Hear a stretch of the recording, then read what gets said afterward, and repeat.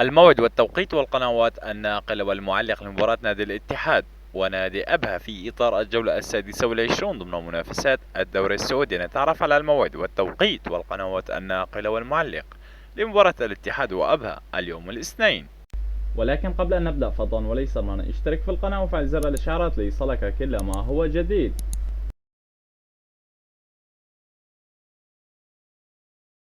موعد المباراة اليوم الاثنين 8/5/2023. نادي الاتحاد يستضيف نادي أبها في إطار الجولة السادسة والعشرون. ستقام المباراة على أرضية ملعب نادي الاتحاد، وستنطلق بداية المباراة في تمام الساعة 9:30 مساء بتوقيت مكة المكرمة وبتوقيت العراق وسوريا. وستذاع المباراة عبر قناة SSC سبورت القناة الأولى. وسيعلق على أحداث المباراة المعلق مشاري القرني. وما هي توقعاتكم لنتيجة مباراة الاتحاد وأبها اليوم الاثنين في تمام الساعة 9:30 مساء بتوقيت مكة المكرمة؟